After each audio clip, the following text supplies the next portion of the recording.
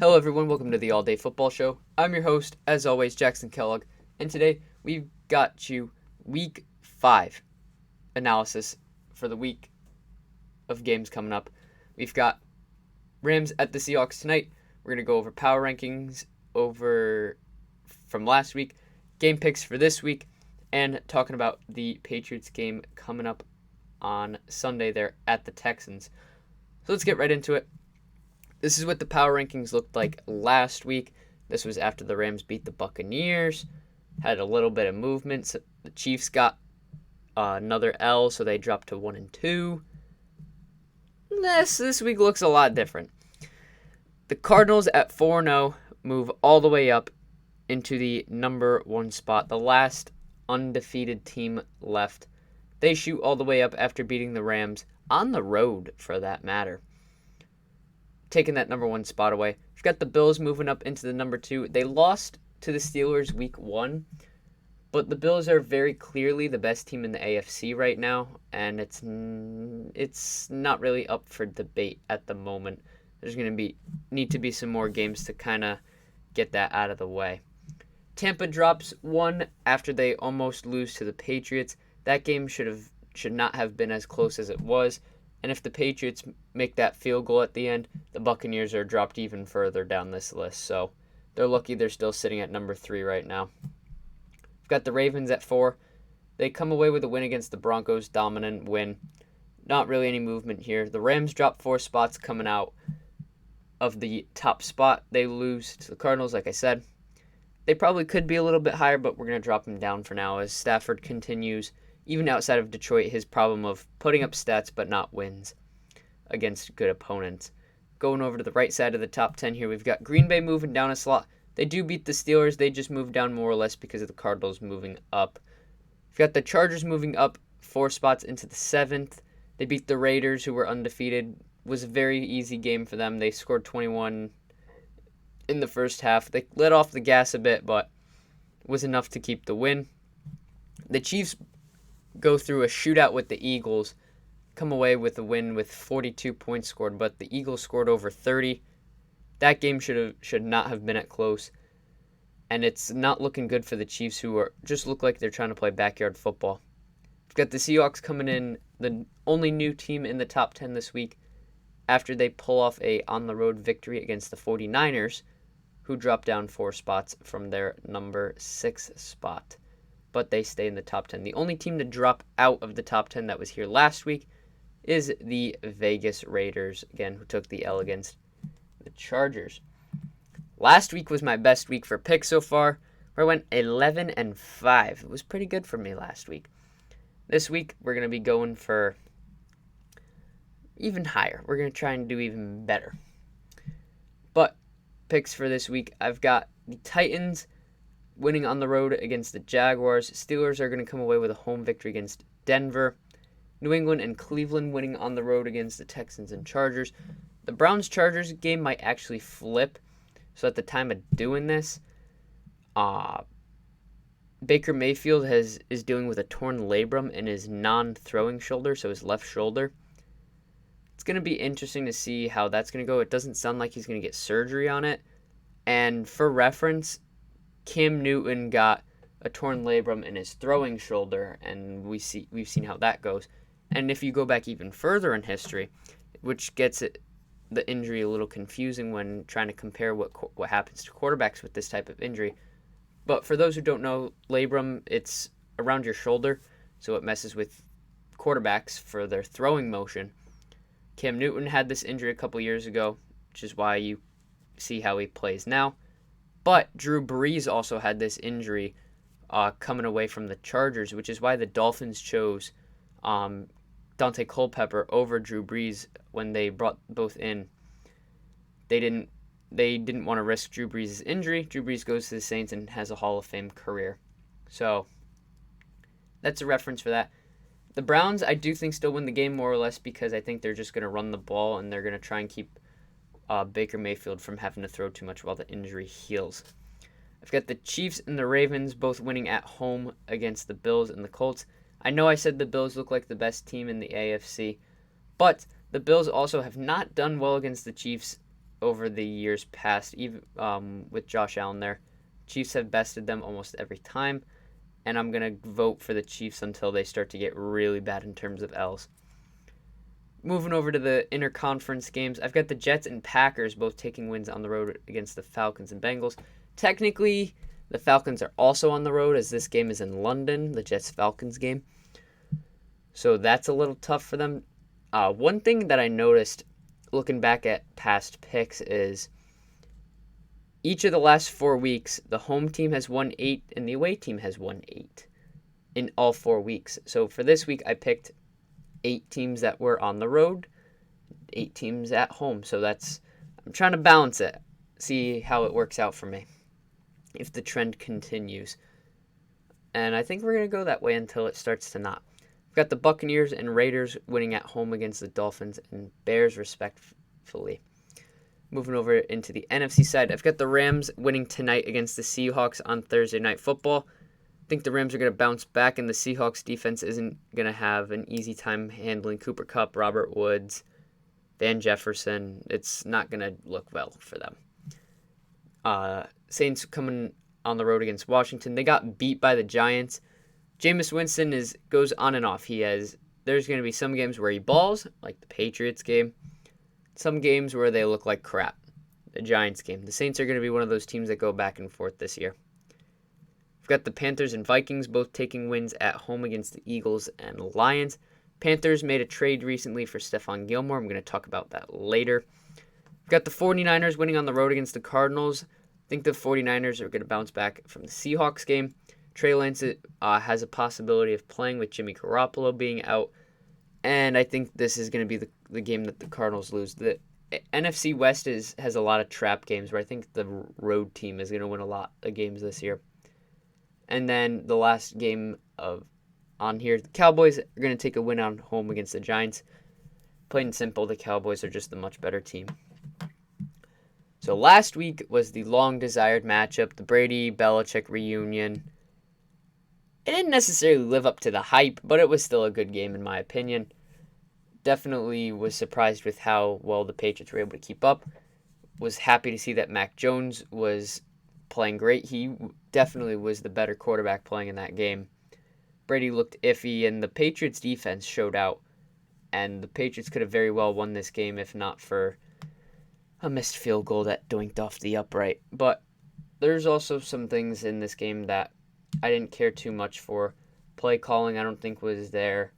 And just overall management of the game. You coach this guy for 20 years, and you didn't think that he was going to be able to go down the field and get a score late. I think they could have managed the clock a bit better than they did, and it led to some issues. But nonetheless, the Patriots play the Texans this week. So the Patriots' key to victory: manage the clock better than they did last week. Get better play calling than they had last week. I'm not a fan of Josh McDaniels. This has been known. His play calling, it's literally memed. He runs halfback draw, halfback screen, and I'm forgetting the third play. But he runs like the same 3 plays over and over. Doesn't matter the down it is. So I would like to see a change there at the end of the season, but it gets tough to do that with a rookie quarterback. They should have made that change this past offseason, but they didn't. So, and then the third thing is going to be no complacency. You can already tell that they're playing the Texans. The Texans just got blown out last week by the Bills 40-0. You don't want to get into that mindset of getting into trap games. That was a big problem for the Patriots last year. Is the Patriots, despite being a terrible team that they were, surprisingly came out of some games with wins, and they could have had more if not for some trap games that they had, like the Broncos. There was another game in there that they should have won and didn't. They almost had a trap game against the winless Jets at the time. So there were definitely games in there that they should have won and didn't. And this is one of those opportunities. The Texans actually, I think, were one of those teams. This is one of those times where it's an easy opponent that you should be able to beat, and it looks like it's not going to be that hard. then you go and get an L. So hopefully that doesn't happen. One thing that I didn't put on here that's going to cause a lot of problems for the Patriots themselves is they are going to possibly be down 3 to 4 starting offensive linemen next week. Or not next week, against the Texans on Sunday. Onwenu and Isaiah Wynn are both on COVID list right now because one tested positive and the other was a contact trace. One of them is vaccinated, so one of them won't be playing, the other will be if they get negative tests. I'm hoping it's Onwenu just because I think he's the better of the two guys there. Trent Brown has been out of practices this week. Shaq Mason has been out of practices this week, which means there's a very real chance the starting offensive line on Sunday is Cajuste at left tackle. Left tackle is Isaiah Wynn because I think he's the one who's vaccinated. Ted Karras at guard. David Andrews at center. Yasir Durant at right guard. And Haran and Cajuste going back and forth at the right tackle spot. Or even putting Haran inside, Cajuste at right tackle. Durant has easily been the worst of the offensive linemen. Him and Haran have just been horrendous. I want to see Cajuste get more snaps out there. He was a third-round pick a few years ago that's finally healthy. I'd rather see him out there than Haran. Haran did well at swing tackle last year, but he just hasn't done well at the starting right tackle spot this year. So there's a very real shot that the Pats O-line does not look great next week. Not even because of just playing bad. On top of it, there's going to be bad players out there that haven't gelled yet. Then one last thing I want to talk about. Normally, don't add on too much after the Patriots game talk. But Stephon Gilmore was traded this week to the Panthers. So originally he was going to be released, but they announced that in the morning, allowed time for teams to come and call Bill for some trades, and they took the bite on the Panthers' offer of a 2023 sixth-round pick. Now, it doesn't look like a lot, and you can compare trades that they've done over the last few years, but Bill didn't really have any leverage here and was about to release him anyway. So getting something is better than nothing. My issue here is that my only issue with this whole thing is that if you knew he wasn't going to play under his current contract, they should have traded him this offseason when his value was much higher. They easily could have gotten a day 2 pick at least for Gilmore within the last year, and they didn't jump on it. And I think that's where the issue lies, is that they waited too long and his value decreased significantly, especially after you announced that you were going to release him. So that's my problem with that. They traded him to Carolina. He went to school and he grew up in North Carolina. It was either North or South Carolina. He went to school at SCSU, so he was a Gamecock. So he's going home pretty much. His family lives down there. He's going home. That's why they did that move. And that's one thing that I don't think Bill gets credit for, is they're going to say, one thing that I was seeing thrown around in the media is that, oh, they should have just released him and let him pick where he wanted to go. He did pick where he wanted to go. They literally sent Gilmore to the best spot for him, where he's closest to his family. So that's just an easy Google search for people to do. Gilmore was going to make $7 million this year, I think, maximum. And the thing with that is, this is the only problem I have on Gilmore's side of it, is that when he made his contract, they made it front-loaded on purpose. He made a lot over the last couple of years. The problem was he wasn't going to make a lot in the back end. And that's something that I think is a little bit of a problem, is that you got all the money you were supposed to make and now you're trying to make more.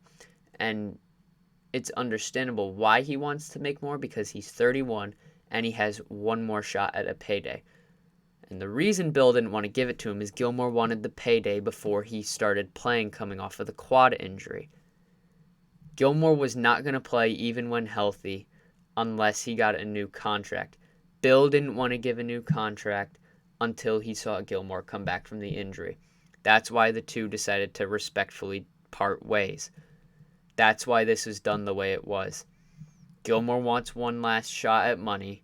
Bill wasn't going to give it to him without seeing him play. And Gilmore wanted money before playing.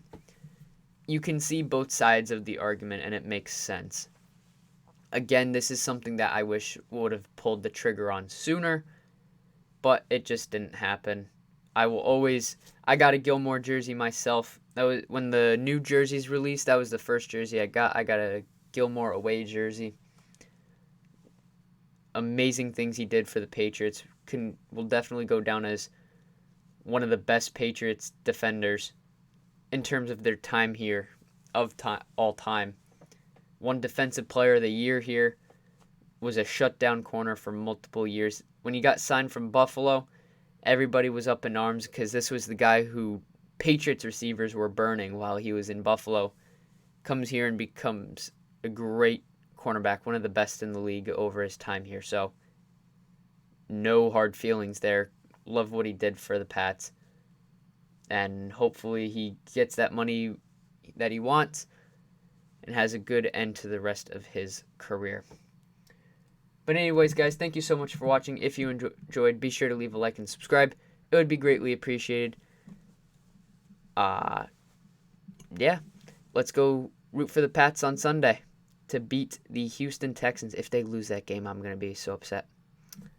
See you all in the next video.